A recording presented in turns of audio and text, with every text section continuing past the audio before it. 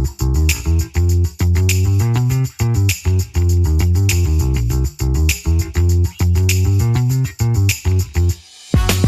friends, welcome back to The Art of Spousing. I'm James. And I'm Lisa, and we're here today talking about commitment in marriage.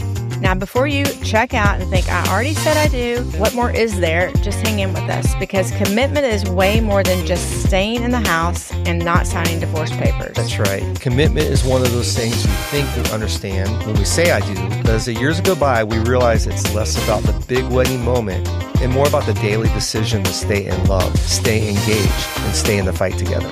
Some days are easier than other That's days. true. But here's the thing. We don't want to just stay married. We want to build a marriage that lasts, that thrives, and that actually inspires the next generation. Because we have people ahead of us, James, that have inspired us. That's true.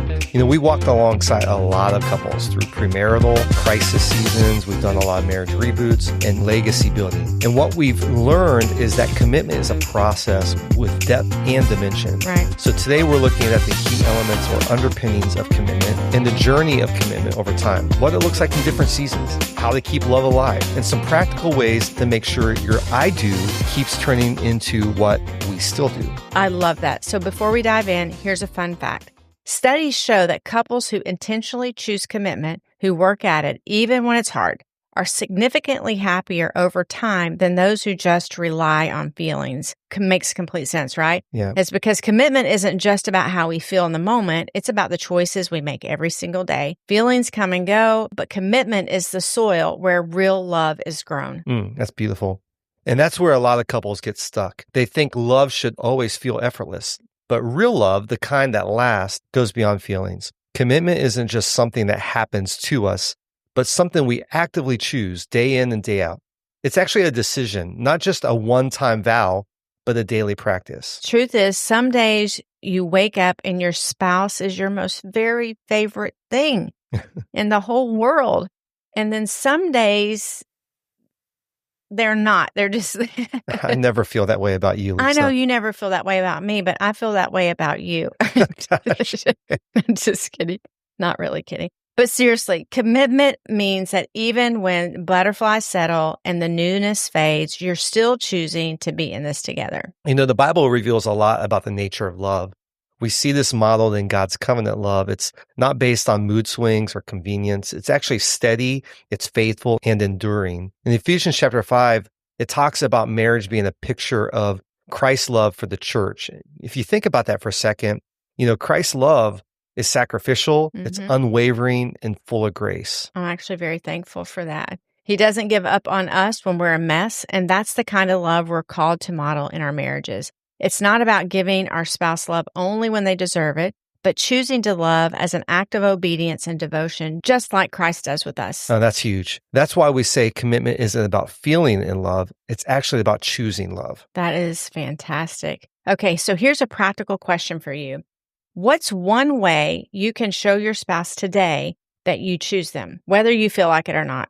One of the core habits we encourage is practicing your promise daily, making small intentional choices that reinforce your commitment, whether it's through words, actions, or even a mindset shift. Yeah, so with that in mind, let's talk about some key elements of commitment. If you're listening to this and thinking, wow, we could really use a reset in our marriage, well, we've got something just for you. It's called a marriage reboot. It's a 3-month coaching process with Lisa and I designed to help couples move from just surviving to thriving. It starts with a private 2-day intensive where we help you gain clarity on where you are and where you want to go together, and we build a purpose-driven roadmap to help you get there. But the transformation doesn't just stop there. Over the next 3 months, we walk you through intentional coaching sessions to help you implement what you've learned, navigate challenges, and build lasting habits that strengthen your marriage. Whether your marriage is in crisis, feeling stuck, or simply in need of fresh vision, a marriage reboot is designed to bring clarity, connection, and renewal. If you're ready to stop living by default and start living by design, visit artofspousing.com/marriage coaching to learn more. You can also schedule a 30-minute call with the link in the show notes with Lisa and I to learn more about the marriage reboot. So when couples tell us we're committed, but we're struggling, we usually say, okay, let's talk about what kind of commitment you're leaning on. Because we've learned that commitment isn't just one thing. It's actually made up of different layers. And if you're only relying on one, especially emotions, your marriage is going to feel really wobbly when life gets real. Yeah, it's like building a house on just one pillar. It might hold for a while, but storms are definitely going to come. And when they do, you're going to need more support to stay standing. So we want to walk you through what we believe are 4 core types of commitment that we've seen make marriages strong and sustainable, especially when life throws curveballs. And if you're a visual person, you might picture it like a table with 4 sturdy legs. You're going to want each of these commitments in place because they all support the weight of a lifelong marriage. Okay, the first commitment is personal commitment. This is each spouse saying, I want to. This is the I enjoy you. I love being with you. I want to do life with you. I want to wake up with you. Yep. I can't wait to be with you kind of commitment. Honestly, it's where most couples start. Yeah, it's emotional. It's affectionate. It's that spark that makes you want to send sweet texts and pick up your favorite snacks at the store without being asked. Lisa, when we first started getting to know each other, and I professed that I was going to marry you. Yeah, it was a little our second early. time getting to know each other. Too soon. Second time That's meeting okay. each other, right? Mm-hmm. I had all these feels. I remember I wrote you poetry. I brought you flowers. I was on a constant high of oxytocin, the love drug. But it would be crazy to think that anyone could sustain that kind of emotional energy for a long time. Well, you definitely needed it when we first got married because I was a little bit of drama, so I'm glad it was there. Right. But that's why personal commitment is the most fragile because feelings fluctuate. And when conflict hits or you're just exhausted, I want to can turn into, do I have to? That's why this layer of commitment is beautiful, but it can't hold up the whole weight of a marriage on its own. Yeah. The second type of commitment is moral commitment. This is all about I ought to. This one's about integrity. It says, I gave my word. And even when emotions fade, character shows up. Yeah, we've seen couples who hit a wall emotionally, but their deep sense of responsibility to each other kept them moving forward, not out of guilt, but just out of honor. Yeah, it's the quiet strength of we don't quit just because it's hard. This is where the covenant part of the marriage shines. And biblically, we see this in verses like, let your yes be yes, your no be no. In Matthew 5:37, it's about being people of integrity, people of our word. There's a couple we've been coaching. We'll call them Steve and Karen. They've been married 10 years, and for the last 5, it's been rough. Not in an explosive, everything is on fire kind of way, Right. but a slow, quiet unraveling. They're not screaming at each other, but they're totally not connecting with each other either. They sleep in the same house, but they feel more like distant roommates. Conversations become transactional. It's about the bills, schedules, the kids. There's just no warmth, no laughter, just existing. Right. And what's wild is nothing big happened. There was no infidelity. There's no betrayal, just years of missed moments, unspoken disappointments, and an emotional drift. But they stayed. Why? Because they took their vows seriously. And that deep sense of we said we would, that's moral commitment. They believed their marriage was a covenant, not something you walk away from when it gets hard. And when we met them, Karen said, we're not leaving, but we don't know how to stay and still feel connected. And Steve added, we are faithful, but we're tired of being committed and miserable. It's really very sad. Then it hit us hard, James, but that's exactly where a lot of couples land, faithful and frustrated, showing up physically, but checked out emotionally. But here's where the beautiful thing we witnessed with that sweet couple. Their I ought to wasn't wasted. Right. That commitment became the framework God used to rebuild something so much sweeter. They started having honest conversations. They invited mentors in. They asked for help. And over time, that dry season gave way to growth. That same commitment that once felt like a duty, it became a doorway to delight again. They started laughing, praying, and dreaming together. And honestly, we had a front seat to seeing their lives shift. It was beautiful. Yeah, their story reminds us that feelings may fade, but faithfulness creates a space for love to be reborn. Commitment wasn't their enemy. It was actually the anchor that held while healing began to take root. Yeah.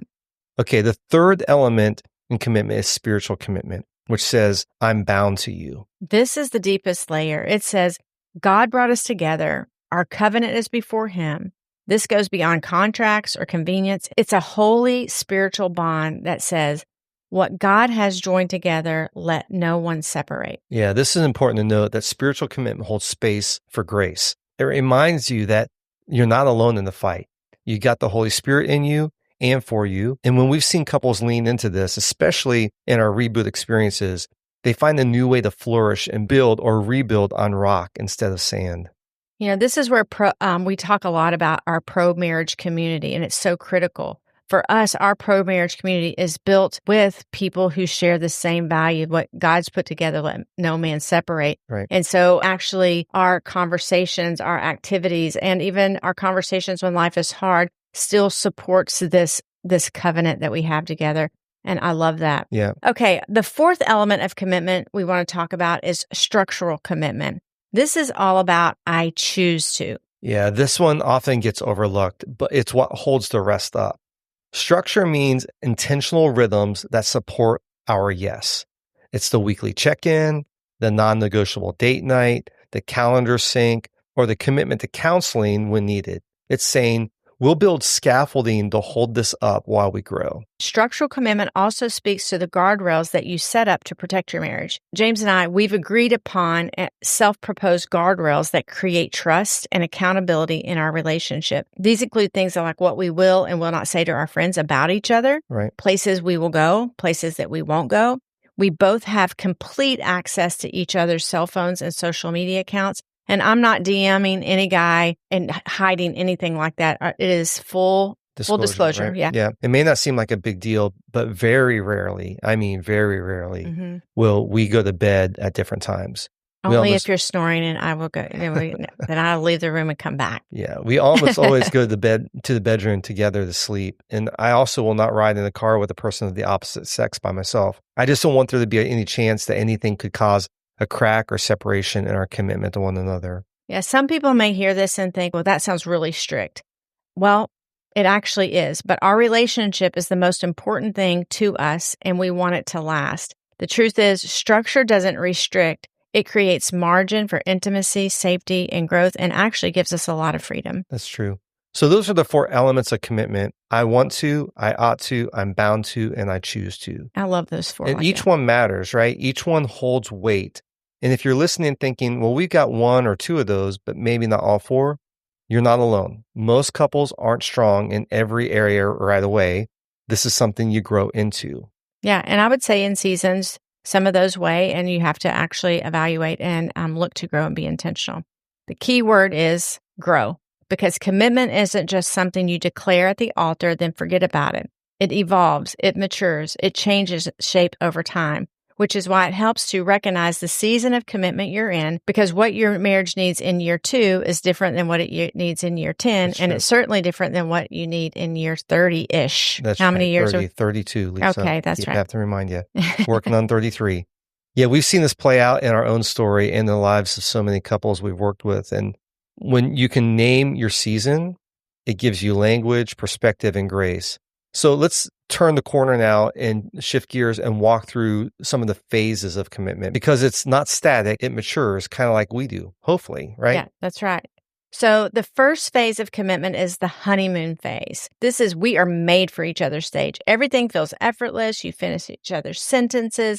This stage is filled with butterflies, the spontaneous road trips. It's a can't keep your hands off each other phase. That's right. It's full of dopamine and long stares. And this is where you wrote a lot of poetry to me. That's right. And it's glorious. But this is not designed to last forever. And that's okay. Yeah. Couples who expect a honeymoon to last indefinitely are often shocked when real life actually shows up. But in this phase, commitment is high because energy's high. Everything feels fun. But don't confuse excitement with depth. That comes later. Yeah. That's why it's so important to enjoy it, but we don't idolize it. Right. It's such a great key. But even after 32 years of marriage, we still enjoy flashes of it, babe. And I even say, hey, sometimes we still feel like honeymooners because we actually have invested in that. Right. We do for sure. Especially that part where you can't keep your hands off of me. Yeah. No? Yeah. Well, Okay. Let's move on. Okay. So the second is the growth phase. This is where most couples start to feel the rub. The diapers, the dishes, the disagreements. And so things start to get a little tense here. Yeah. You start to realize I married a whole person with flaws and opinions and a totally different way of loading the dishwasher. That I will talk about in a different episode because you did have to learn how to load the dishwasher. This is where the work begins, where your differences become more obvious. deeper issues arise to the surface. This is where a lot of my origin story came up for us. It's during this season that really leaning into your self-awareness helps. We need to grow as individuals and as a couple. It's also the phase when couples have to really determine the why for their marriage. It's in this season, if they have not already, that they need to determine a purpose that's going to be stronger than the problems they face. Yeah, growth requires intentionality, like learning how to communicate, how to apologize, how to fight for each other, not against each other. It's during this phase, the healthy and growing marriages learn that conflict isn't the enemy, apathy is. And that growth happens in that tension. It's an opportunity to grow and learn and understand each other better. Yeah, we've watched couples hit this season and feel like something's wrong with them, but it's actually a sign of growth. I recently read this article, Lisa, from the New York Times by Ada Calhoun entitled, "To Stay Married, Embrace Change." And she emphasized that spouses naturally evolve and change through a long-term relationship, potentially becoming actually different people than they were at the time of their marriage. And this can show up in various ways, such as shifts in interests, priorities, and even personality traits. But here's the thing to remember. Just like your spouse is maturing and evolving, so are you, right? That's right. This is why we often talk about the work we do with couples through the marriage reboot experience. As you grow, it's important to constantly build on common ground and the commitment that you have and to grow together. So if this is resonating with you, you may be in a growth phase of your marriage and you may need some help navigating through it, and we're here for you. Okay, the third stage we want to talk about is the legacy stage. Now, this is the sweet spot of marriage where commitment has matured, where trust is deep, and the consistent work you've done in the growth stage pays off. You've been through some fires together, and you've built trust and a life worth passing on. Yeah, you're not just building life anymore, you're building legacy. You start mentoring others, your kids feel safe, your marriage becomes a model for others. It doesn't mean it's perfect, but it is rich, it's strong, and it's witnessing to the world around you the way God works. James, we've had couples come up and say, when they're seeing us in a hard time, maybe in parenting, people are watching you and it matters, which is real. It's kind of scary, but it actually brings a commitment to us that we are modeling and mentoring people as we navigate through things. Yeah, I think part of that too is the world is looking for health. They're looking for wisdom, especially a younger generation. So if you can fight through that growth stage and come to maturity and still health, not perfect, right? But you're going to be a model to other people that's doable, and they're going to look to you for advice and guidance. I love it. We talk about our heroes all the time, Donna and Joy Bray. Yeah. They're in their 80s. Their marriage is rich. It is growing to this day. Don just signed up for a boxing class. Right. He got a diagnosis of Parkinson's, and he's like, I'm going to do something that will combat this. These people are growth-minded, and they literally are just bundles of joy and silly in love, possibly the only honeymooners I've ever known in their 80s. Seriously. So we love that they've left a legacy. They're living and leaving a legacy for their family and for those around them. And we've had them on the show a few times, and I'll put one of the interviews with them in the show notes. You might want to go back and just hear from them. They truly are legacy builders, right? We actually say, what would Don and Joy do? That's right. So after what would Jesus do? We need a model of marriage. They're our models. I love that. Okay, so let's get practical. Based on what we've seen over and over again, here are some steps that you can take this week to work on your commitment. First of all, do a commitment check-in. Which type are you strongest in? Personal, moral, spiritual, or structural? And which needs attention? Secondly, talk about the season you're in and name the season. Are you in the honeymoon, growth, or legacy season? What does that season need from you right now? Third, strengthen your structure. Talk about some guardrails. Maybe create one new rhythm this week. Maybe it's a weekly check-in or a date night or a shared calendar. It's always important to pray together. It doesn't have to be fancy, but invite God into your mess and your momentum. I love that. It's good, right? Yeah. And then finally, stay curious. Ask, what's it like to be married to me right now? Yeah, those are all fantastic. We've seen it again and again. Commitment that's rooted, nourished, intended will grow into something unshakable. And if you're struggling, don't give up. There's hope. We've seen couples come back from the edge and build something beautiful. So take one step today. Talk, pray, choose each other again and again. Lisa, one of the things that we probably should put in here before we close is that commitment is a two-person game. Like both of you need to be committed to your marriage. And I know that you've sat with spouses and we've talked with spouses where one spouse doesn't have that personal commitment. Right. Maybe they don't have the moral commitment and they're outside the marriage and so forth. Doesn't mean that it can't be fixed and God can't do a redeeming work. But in no way are we saying that you should just suck it up and get tough if if the commitment has been broken, right? Yeah. We've seen where a spouse doesn't want to quit and it's hard to actually move into a different season that they never anticipated. Right. So we wouldn't want that person who may be hearing this to think that they weren't there to fight for it. Well, this has been a great conversation in and around commitment. If you want more support, check out our marriage reboot or DM us at Art of Spousing for more tools and encouragement. Yeah, if you found this content helpful, you can help us by sharing this episode with your friends and family. You may even be so inclined to leave us a review, which we would love. And don't forget to follow us on Instagram at Art of Spousing. And if you haven't signed up for our weekly practice, you can text the word AOS to 66866. At the end of the day, lasting commitment isn't about never facing hard seasons. It's about continuing to choose each other through them. When we stay, grow, and show up with grace and grit, our marriages become stronger, more resilient, and more life-giving. So keep leaning in, keep learning, and keep building a love that lasts.